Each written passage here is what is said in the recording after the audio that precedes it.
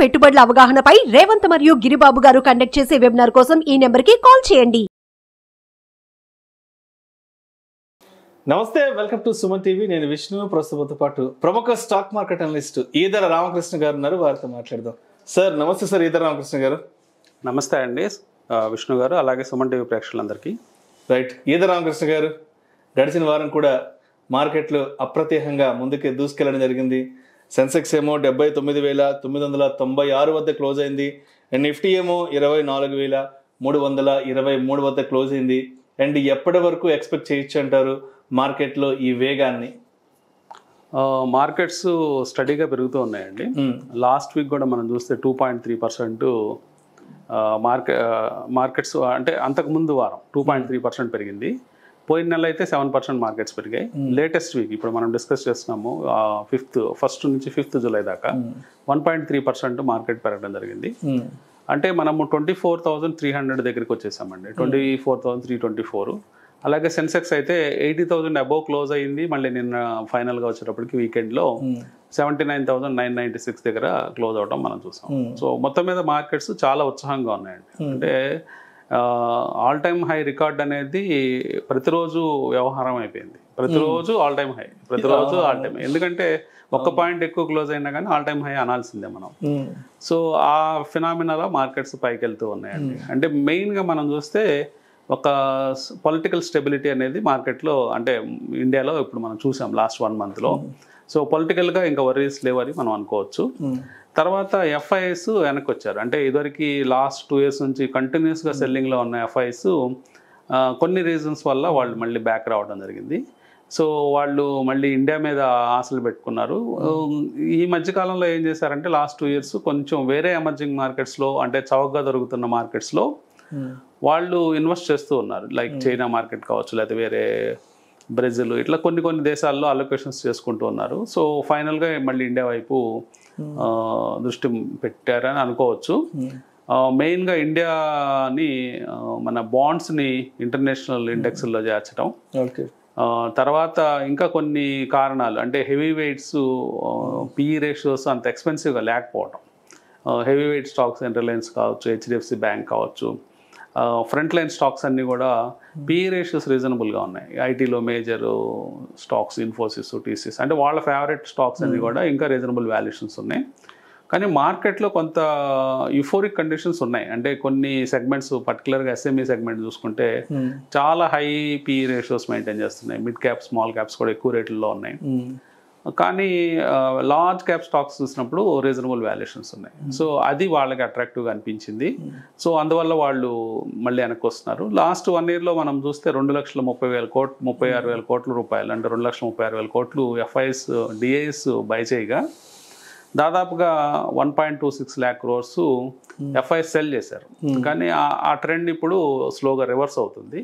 So మొత్తం మీద అందరూ బయింగ్ వైపు మొగ్గు చూపిస్తున్నారు. ఎఫ్ఐఎస్, డిఐఎస్ అందరూ ఇంట్రెస్ట్ చూపించడంతో మార్కెట్స్లో ఈ ఉత్సాహం ఉన్నట్టు మనకు అర్థమవుతుంది. మనకి 22nd జూలైన బడ్జెట్ ఉంది. సో బడ్జెట్ దాకా ఈ ఉత్సాహం కొనసాగే అవకాశం ఉంది. అట్లాగే రేపు 11th ఫస్ట్ రిజల్ట్స్, అంటే జూన్ క్వార్టర్ ఎండింగ్ రిజల్ట్స్ ప్రారంభమవుతాయి టీసీఎస్తో. సో మొత్తం మీద చూస్తే మార్కెట్లో ఈ న్యూస్లన్నీ చూసినప్పుడు మార్కెట్లో ఉత్సాహం కనిపిస్తూ ఉంది. అలాగే జిఎస్టీ కలెక్షన్స్ ఇవన్నీ స్టేబుల్గా కనిపిస్తున్నాయి. జిఎస్టీ కలెక్షన్లు దాదాపుగా 1,74,000 కోట్ల రూపాయలు వసూలైనవి లాస్ట్ మంత్వి. సో ఈ కారణాలన్నీ చేత మార్కెట్స్ ఉత్సాహంగా ట్రేడ్ అయినాయి అని చెప్పుకోవచ్చు. రైట్. అండ్ అదేవిధంగా గత 2 రోజుల నుంచి మార్కెట్లో బాగా హాట్ టాపిక్ డిస్కషన్లోకి వచ్చిన అంశం ఏంటంటే చీఫ్ జస్టిస్ డివై చంద్రచూడ్ గారు కూడా ఎన్ఎస్సి గురించి, అంటే ఎన్ఎస్సికి సంబంధించి, సెబీకి సంబంధించి కూడా వారు కొంత హెచ్చరికలు కూడా ఇచ్చినట్టు. అంటే మార్కెట్ చాలా ఆల్ టైమ్ హైలో వెళ్తున్నాయి. సో ఈ టైంలో కొంత జాగ్రత్త వహించాలి, ఇన్వెస్టర్స్ యొక్క ప్రయోజనాలు కాపాడాలంటూ కూడా వారు చేసిన వ్యాఖ్యలు కూడా అటు దలాల్ స్ట్రీట్లో కొంత సంచలనంగా మారాయి. మరి ఆయన వ్యాఖ్యలు ఏ విధంగా చూడొచ్చు అంటారు? అంటే ఆల్ టైమ్ హై మార్కెట్ నడుస్తున్నప్పుడు జనరల్గా ఈ ఎవరైతే ఉంటారో, అంటే ముఖ్యంగా సెబీ, ఎన్ఎస్సి, ఎవరైతే ఏజెన్సీస్ ఉంటాయో, మెయిన్ మార్కెట్స్ని కంట్రోల్ చేసే ఏజెన్సీస్, వాళ్ళకి ఒక సూచన ప్రాయంగా ఆయన చెప్పడం జరిగింది. అంటే ఒక సందర్భం వచ్చింది, ఆయన ఎస్ఐటి అని సెక్యూరిటీస్ అప్లైట్ ట్రిబ్యునల్ అని చెప్పేసి సెబీ కంటే పైన ఉండే కోర్ట్ అనమాట. ఆ కోర్టును ఓపెన్ చేయడానికి ముంబై వచ్చినప్పుడు సెబీ చీఫ్ని, ఎన్ఎస్సి సిఇఓస్ని వీళ్ళందరినీ కలవడం జరిగింది. ఆ సందర్భంలో స్ట్రెంగ్త్ పాయింట్స్ని అబ్జర్వ్ చేయండి, అట్లాగే ఎక్కడైతే వీక్నెస్ ఉంటుందో, లేకపోతే కొన్ని అకౌంట్స్ అంటే మ్యానిపులేషన్ ఏమైనా జరుగుతుందా, ఇట్లాంటివి అబ్జర్వ్ చేయమన్నారు. జనరల్గా ఫైనాన్షియల్ మార్కెట్స్లో భారీగా పెరుగుతున్నప్పుడు మ్యానిపులేషన్స్ కూడా కామన్గా జరుగుతూ ఉంటాయి. సో ఆ మ్యానిపులేషన్స్ ఏమన్నా జరిగి కంపెనీ ప్రైసెస్ రిగ్ అవుతున్నాయా, లేకపోతే కేవలం స్ట్రెంగ్త్ మీద పెరుగుతుందా, ఇలాంటి విషయాల మీద ఫోకస్ చేయమని, అలాగే ఇన్వెస్టర్స్ని కాషియస్గా ఉండమని, యూఫోరిక్ వాల్యుయేషన్స్ దగ్గర స్టాక్స్ అంటే రిస్క్స్ తెలియదండి. అంటే లాస్ట్ 4 yearsలో వచ్చిన ఇన్వెస్టర్స్కి ఇంకా రిస్క్ ఎలా ఉంటుంది, మార్కెట్లో ఫాల్ ఉన్నప్పుడు ఎలా ఉంటుంది, మనము బుక్లో చదువుకోవడం వేరు, రియల్గా అది ఎక్స్పీరియన్స్ అవ్వడం వేరు. ఆ ఎక్స్పీరియన్స్ అయ్యే కండిషన్స్ వచ్చినప్పుడు తట్టుకోలేరు చాలామంది. సో ఇలాంటి సిచ్యువేషన్స్ అరైజ్ అవుతాయి కాబట్టి అందరూ అప్రమత్తంగా ఉండండి, మార్జిన్ ఆఫ్ సేఫ్టీ తక్కువగా ఉందని ఆయన చెప్పడం జరిగింది. రైట్. అండ్ అదేవిధంగా దీపం ఉండగానే ఇల్లు చక్కబెట్టుకోవాలి అన్న సామెత ఏదైతే ఉందో, ఈ ప్రమోటర్స్ కూడా అంటే ఇప్పుడు మార్కెట్లు అంతా ఆల్ టైమ్ హైలో ఉన్నాయి కాబట్టి కొంత ప్రాఫిట్ బుక్ చేసుకుని వెళ్ళిపోదాం అన్న ఆలోచనలో కూడా ఉన్నారంటూ కూడా వార్తలు వస్తున్నాయి. సో ఏంటి అసలు ప్రమోటర్స్ యొక్క ఆలోచన ధోరణి ఏ విధంగా ఉంది? ప్రమోటర్స్ అందరికంటే సెన్సిబుల్ పీపుల్ లాగా కనిపిస్తారండి. ఎందుకంటే వాళ్ళు బాగా లో వాల్యుయేషన్స్ ఉన్నప్పుడు కంపెనీలో షేర్స్ని బైబ్యాక్ చేస్తుంటారు, లేకపోతే వాళ్ళు ప్రిఫరెన్షియల్ ఇష్యూస్ ఇచ్చుకుంటూ ఉంటారు. అలాగే ఎప్పుడైనా హై వాల్యుయేషన్స్ ఉన్నప్పుడు కొంత ఆఫ్లోడ్ కూడా చేసుకుంటూ ఉంటారండి, వాళ్ళు షేర్స్ని కంపెనీలో ఉన్న షేర్లు తగ్గించుకుంటూ ఉంటారు. సో అదే ఇప్పుడు జరుగుతూ ఉందండి. లాస్ట్ 6 monthsలో కనుక చూస్తే $10.5 billion వాళ్ళు షేర్లు అమ్ముకోవడం జరిగింది. ఇందాక మనము ఒక నెంబర్ చెప్పుకున్నాము, డిఐఎస్ 2.36 lakh crores కొన్నారు, అలాగే ఎఫ్ఐఎస్ 1.26 lakhs అమ్మారని చెప్పుకున్నాం. మరి గ్యాప్ ఉంది కదా, ఆ గ్యాప్ మనీ ఎక్కడికి పోయిందంటే ప్రమోటర్స్ తీసుకెళ్ళిపోయారు. ప్రమోటర్స్ వాళ్ళ సొంత వాటాలను అమ్ముకుంటూ మార్కెట్లో ఉన్న క్యాష్ని వాళ్ళు ట్రాన్స్ఫర్ చేసుకున్నారు. అంటే దాదాపుగా ఇది గత 6 నెలల్లోనే 1,00,000 కోట్లు. అట్లాగే గత సంవత్సరం 2023 క్యాలెండర్ ఇయర్లో అయితే దాదాపుగా $12.5 billion, అంటే 1,00,000 పై చిలుకు కోట్లు. సో దాదాపు 2,00,000 కోట్ల రూపాయలు వాళ్ళు వాటాలు అమ్ముకోవడం జరిగింది. సో ఇదంతా కూడా అంటే ఇన్వెస్టర్స్ వాళ్ళు కూడా అంటే కేర్ఫుల్గా ఉండాల్సిన టైం అని మనం అర్థం చేసుకోవచ్చు అండి. అంటే ఎందుకంటే మార్కెట్స్ పెరుగుతున్నాయి, అది కంటిన్యూస్గా మన స్టాక్స్ పెరుగుతున్నాయి, మన పోర్ట్ఫోలియో పెరుగుతున్నాయి. ఇదంతా ఒక ఎత్తు అయితే మార్కెట్స్లో బ్యాడ్ న్యూస్ ఎప్పటి నుంచి వస్తుందో, ఎట్లా వస్తుందో ఎవరికి ఊహకు అందదండి. ఎందుకంటే తెలియదు, అంటే యాక్సిడెంట్ అయిన తర్వాతే ఎవరో చెప్తారు యాక్సిడెంట్ అయిందని, అంటే మనకి. ఎందుకంటే యాక్సిడెంట్ కానంతకాలం మనం కంఫర్ట్ జోన్లో హాయిగా ఉంటాము. యాక్సిడెంట్ అయిన తర్వాత అది మనకు తెలియదు, అది అయిన తర్వాత వేరే వాళ్ళు చెప్తే మనకు తెలుస్తుంది యాక్సిడెంట్ అయిందని. అట్లా ఉంటుంది యాక్సిడెంట్ అంటే. సో మార్కెట్లో కూడా ఇలాంటి సిచ్యువేషన్స్ వస్తూ ఉంటాయండి. అంటే ఒక 15 to 20 years మార్కెట్ని క్లోజ్గా వాచ్ చేసిన వాళ్ళకి ఇవన్నీ తెలిసిన విషయాలే.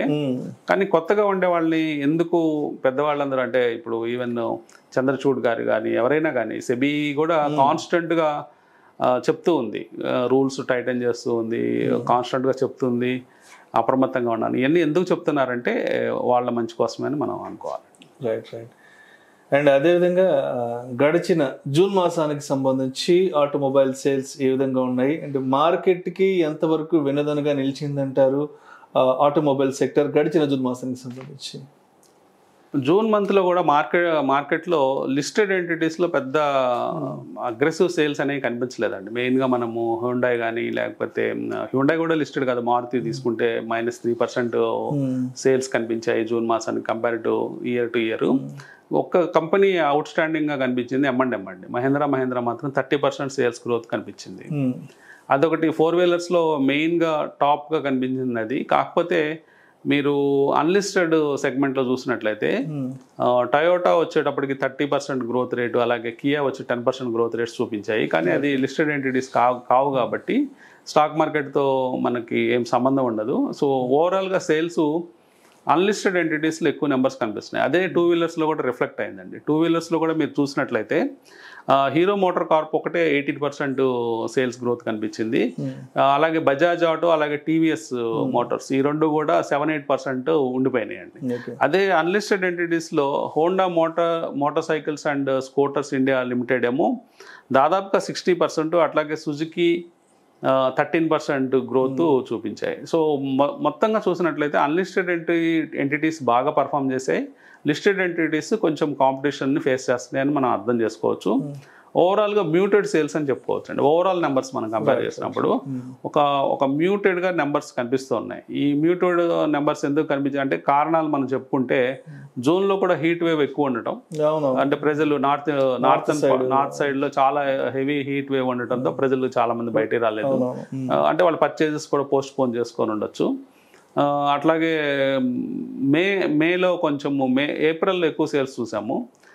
బట్ నెక్స్ట్ ఎలక్షన్ టైంలో మనము మేలో కూడా మ్యూటెడ్ సేల్సే చూసామండి. మేబీ ఈ జూలై మాసంలో తర్వాత ఆగస్టు కొంచెం మంచి టైం చూసి కొనుక్కుంటారు కాబట్టి కొంచెం మంచి రోజులు వచ్చినప్పుడు, అంటే మంచి పండగల వాతావరణానికి మళ్ళీ సేల్స్ పికప్ అయ్యే ఛాన్స్ ఉంది. సో మొత్తం మీద ఒక ఫ్లాట్ సేల్స్ అనేది చూసాము. కానీ ఒక మేజర్ బ్రేక్ త్రూ ఏంటంటే first time in the world Bajaj auto వాళ్ళు సిఎన్జి వెహికల్ అంటే 2 వీలర్స్లో రిలీజ్ చేశారు నిన్న. సో దాంతో బజాజ్ ఆటో బాగుంది, గత కొన్ని నెలల నుంచి స్టాక్ బాగా పర్ఫామ్ చేస్తుంది. సో వెహికల్స్ కూడా 95,000 to 1,10,000 అంటే రీజనబుల్ బడ్జెట్లో అందరికీ అందుబాటులో, ఒక మిడిల్ క్లాస్ వాళ్ళందరికీ అందుబాటులో ప్రైస్లు పెట్టడం, అది కూడా చాలా ఫ్యూయల్ ఎఫిషియన్సీ దానివల్ల అవడం. అంటే ఒక మిక్స్డ్ ఇంజిన్ ఇచ్చారనమాట, ఒక 2 kg సిఎన్జి సిలిండరు, అలాగే ఒక కొంత ఫ్యూయల్ ట్యాంకు, ఈ రెండు కాంబినేషన్లో వెహికల్ రన్ అవుతుంది. సో డ్యూయల్ ఫ్యూయల్ ఉండటం వల్ల ఎక్కువ ఇబ్బంది పడరు అంటే కన్జ్యూమర్స్ కూడా. సో బజాజ్ ఆటో స్టాక్స్ ఇంకా పెరిగే ఛాన్స్ ఉందండి ఈ పర్టికులర్ రిలీజ్ కారణంగా, భారీగా పెరిగే ఛాన్స్ కనిపిస్తుంది. అట్లాగే అశోక్ లేలాండ్ కూడా వాళ్ళు వెహికల్ రీస్క్రాపింగ్ అంటే పాత వెహికల్స్ని స్క్రాప్ చేసే మెకానిజాన్ని మొత్తం ఫ్రాంచైజీగా ఇవ్వడానికి సిద్ధపడింది. అంటే వాళ్ళు ఒక మోడల్ తయారు చేసి ఏ ఊర్లో ఆ ఊర్లో, లేకపోతే ఏ జిల్లాకు ఒక జిల్లాకు ఒకటో, లేకపోతే ఒక జోన్కి ఒకటో వాళ్ళు ఫ్రాంచైజీలు ఇచ్చే అవకాశం ఉంది. సో అశోక్ లేలాండ్ కూడా భవిష్యత్తులో పెరిగే ఛాన్సులు కనిపిస్తున్నాయండి. సో దాని మీద కూడా దృష్టి పెట్టమని చెప్తానండి. అండ్ ఇందాక జిఎస్టీ గురించి కూడా మీరు ప్రస్తావించారు. ఇప్పుడు కొంచెం డీటెయిల్గా మాట్లాడుకున్నాం. గడిచిన జూన్ మాసానికి సంబంధించి జిఎస్టీ కలెక్షన్స్ కూడా అసలు ఏ విధంగా ఉన్నాయంటారు, ఏంటి అసలు? మనం జిఎస్టీ నెంబర్స్ 1.74 lakhs crores దాకా వచ్చిందండి. సో స్టాండర్డ్గా మనం చూస్తే 1,70,000 crores అనేది ఈజీగా మీట్ అవుతూ ఉన్నాం. అప్పుడప్పుడు కొంచెం నెంబర్స్ 1.9 అండ్ అబోవ్ కూడా మనం చూస్తూ ఉన్నాము.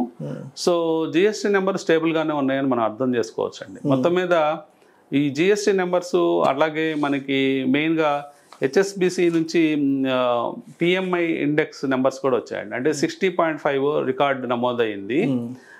సో ఇండస్ట్రియల్ ప్రొడక్షన్ దానికి సంబంధించిన నెంబర్స్, అంటే మేతో కంపేర్ చేసినప్పుడు 60.2 నుంచి 60.5కి పైకి వచ్చింది. సో మ్యానుఫ్యాక్చరింగ్ కూడా చిన్నగా పుంజుకుంటుందని మనం అర్థం చేసుకోవచ్చు. ఇంకా అంటే అన్ని అవరోధాలు తొలగిపోయాయండి. మెయిన్గా పొలిటికల్ స్టెబిలిటీ చూస్తున్నాము, ఫండ్స్ కొరత లేదు, బ్యాంక్స్ అన్ని క్లీన్గా ఉన్నాయి. సో బ్యాంక్లో ఎన్పిఏ పార్ట్ తగ్గుతుంది. సో ఇవన్నీ కారణాలు అన్నీ కూడా జిఎస్టీ ఇంకా పెరిగేదానికి అవకాశాలు ఉన్నాయి. కానీ ఒక కొత్త వరవడి ఏంటంటే మంత్లీ నెంబర్స్, డీటెయిల్డ్ ఫిగర్స్ అవి ఇచ్చే అవకాశం భవిష్యత్తులో లేదని అనౌన్స్మెంట్ చేశారు. సో నెక్స్ట్ మంత్ నుంచి బహుశా మనం డీటెయిల్డ్ నెంబర్స్, జిఎస్టీ ఫిగర్స్ చూసే అవకాశం లేదు. సో ఈద రామకృష్ణ గారు, అంటే మనం కన్క్లూజన్గా మాట్లాడుకున్నాం, జూలై మొదటి వారానికి సంబంధించి మార్కెట్ పెర్ఫార్మెన్స్ గురించి మాట్లాడుకుంటే ఎంతవరకు సంతృప్తి ఇచ్చిన అంటారు? అండ్ సెకండ్ వీక్కి సంబంధించి ఏ విధంగా ముందుకెళ్ళే అవకాశం ఉందంటారు మార్కెట్? ఫస్ట్ వీక్ అంటే మంచి పర్ఫార్మెన్స్ చూసాం, 1.3% మార్కెట్స్ పెరిగాయి. సెకండ్ వీక్ అనేది మేబీ రేపు గురువారం దాకా మార్కెట్స్ కొంచెం కన్సల్టేషన్ మార్కెట్సే మనం చూసే అవకాశం ఉందండి. సో గురువారం నుంచి రిజల్ట్ సీజన్ స్టార్ట్ అవుతుంది.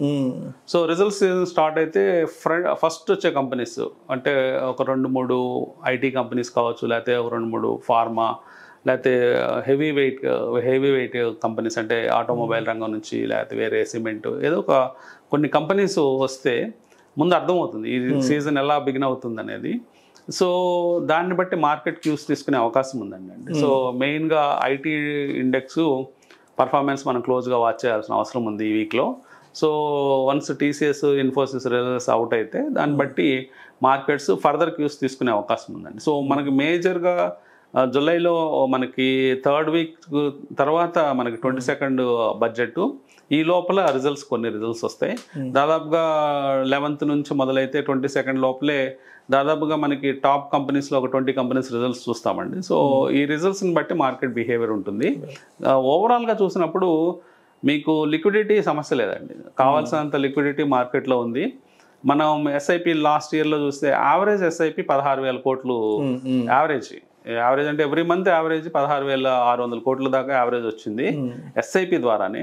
ఇంకా బల్క్ ఇన్వెస్ట్మెంట్స్ అన్ని కలిపితే ఇంకా ఒక 10,000 కోట్లు ఎవ్రీ మంత్ వస్తూనే ఉంది. సో మొత్తం 26,000 కోట్ల యావరేజ్ మనకు కనిపిస్తుందండి. అట్లాగే చివరికి వచ్చేటప్పటికి ఆ యావరేజ్ చిన్నగా పెరుగుతూ ఉంది. సో లాస్ట్ మనకి జూన్ నెంబర్స్ రాలేదు కానీ మేలో 36,000 crores బల్క్ ఎస్ఐపి కలిపి వచ్చాయి. So SIP numbers 21,000 crores hit అవుతున్నాయి. సో ఇవన్నీ కూడా హెవీ లిక్విడిటీ పుష్ ఉండడంతో మార్కెట్స్ ఏమాత్రం అంటే ఇంట్రాడేలో తగ్గినా కొంటున్నారు, లేకపోతే ఏదైనా సడన్ జర్క్ ఇచ్చిన మార్కెట్లో అంటే సడన్గా మీరు ఒక 200-300 పాయింట్స్ నిఫ్టీ కిందకు వస్తే వెంటనే బయింగ్ వచ్చేస్తుంది. సో ఏంటంటే బై అండ్ డిప్స్ మార్కెట్గా తయారైపోయింది. సో ఏమాత్రం చిన్న డిప్ వచ్చినా కానీ బై చేస్తూ ఉన్నారు. సో ఇన్వెస్టర్స్ కూడా బై అండ్ డిప్స్ మార్కెట్ కాబట్టి ఎప్పుడైనా మీకు మీ స్టాకు కొంత 5 to 10% ఏమన్నా దిద్దుబాటు జరిగితే అది ఒక బయింగ్ పాయింట్గా పెట్టుకోవచ్చు. అంటే నా ఉద్దేశం అన్ని స్టాక్స్ కాదు, కొంచెం క్వాలిటీ నేమ్స్ ఉండి జనరల్గా సెక్టోరల్ వీక్నెస్లో కొనుక్కోవచ్చు. ఒక సెక్టార్ని కొడుతూ ఉంటారండి, అంటే సెక్టార్ని కిందకి తీసుకెళ్తూ ఉంటారు. అట్లాంటి టైంలో ఏదన్నా మన స్టాకు మళ్ళీ రివర్సల్లో ప్లాన్ చేసుకోవచ్చు అండి. సో ఓవరాల్గా మార్కెట్స్ అయితే కంఫర్టబుల్గా ఉన్నాయి, అందరికీ మంచి రిటర్న్స్ ఇస్తున్నట్టు కనిపిస్తుంది. Right. Thank you so much either Ramakrishna గారు. గడిచిన వారం అంతా మార్కెట్లలో ఏం జరిగింది అండ్ రాబోయే వారం మార్కెట్లలో ఏం జరగబోతోంది అనే దాని గురించి మన ప్రేక్షకులకు చాలా డీటెయిల్డ్గా మీ అనాలిసిస్ తెలియజేస్తారు. Thank you so much sir. Thank you అండి. సుమన్ టీవీలో మీ పర్సనల్ అండ్ బిజినెస్ ప్రమోషన్స్ కోసం కింది నెంబర్కి కాంటాక్ట్ చేయండి.